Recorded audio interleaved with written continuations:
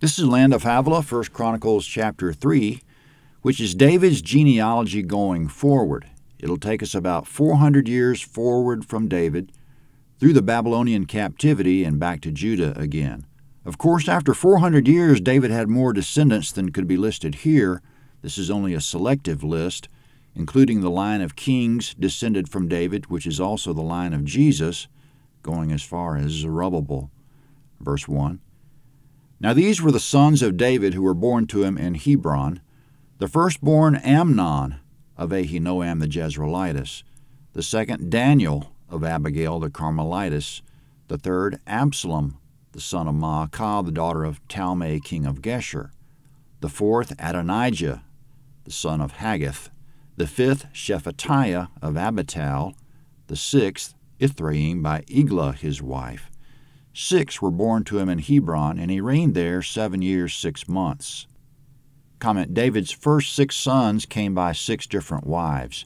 In 2 Samuel chapter 3, David's second son was Chileab by his wife Abigail, not as verse 1 just said, Daniel by his wife Abigail. It seems the two were the same person. Daniel might have been his given name and Chileab more of a nickname, because Chileab basically means chip off the old block.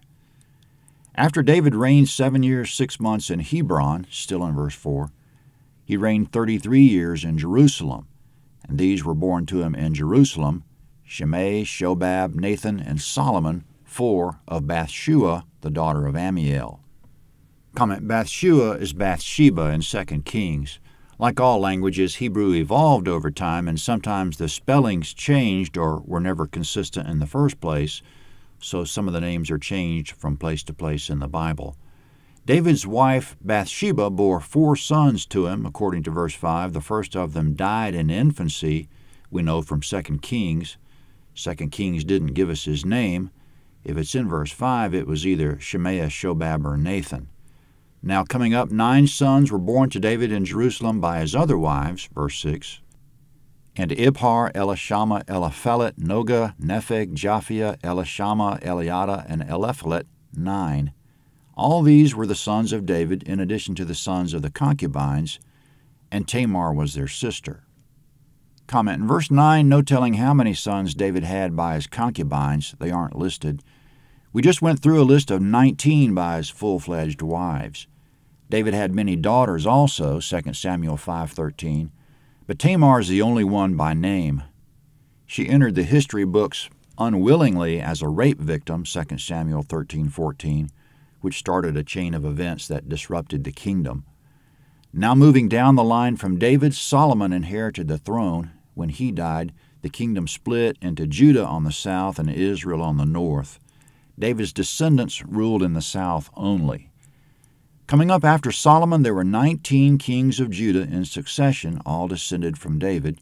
This will span the 350-year history of the southern kingdom, starting with Solomon's death and ending with the Babylonian captivity. Verse 10. Solomon's son was Rehoboam, Abijah his son, Asa his son, Jehoshaphat his son, Joram his son, Azahiah his son, Joash his son, Amaziah his son, Azariah his son, Jotham his son, Ahaz his son, Hezekiah his son, Manasseh his son, Ammon his son, and Josiah his son.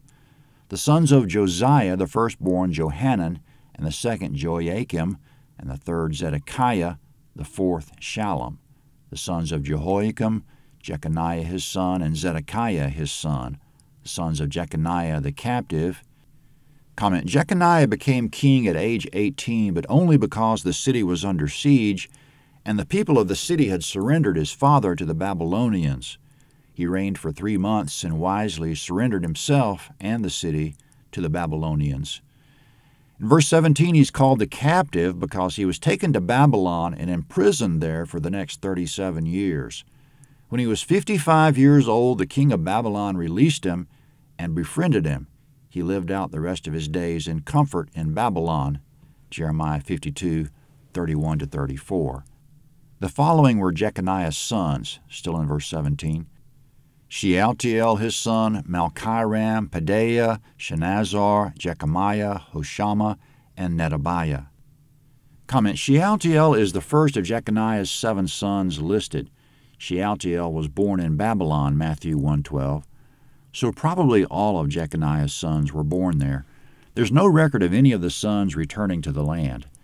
However, Zerubbabel, Jeconiah's grandson coming up, was famous for his role in the return.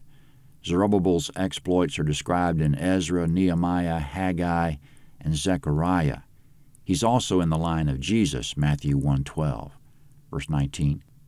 The sons of Pedaiah, Zerubbabel, and Shimei. The sons of Zerubbabel, Meshullam and Hananiah, and Shelemith was their sister. Comment, in the passage we just read, the famous Zerubbabel is nephew of Shealtiel, but the weight of the evidence is that he's the son of Shealtiel, as Ezra, Nehemiah, Haggai, and Matthew indicate. Rounding out the list of Zerubbabel's sons who probably came back to Judah with him, or who were born in Judah, verse 20, and Hashubah, Ohel, Berechiah, Hasadiah, and Jushab-Hesed, 5. The sons of Hananiah. Comment, the sons of Hananiah coming up are Zerubbabel's grandsons who were probably born in Judah, still in verse 21. Pelatiah and Jeshaiah, the sons of Rephaiah, the sons of Arnan, the sons of Obadiah, the sons of Shechaniah.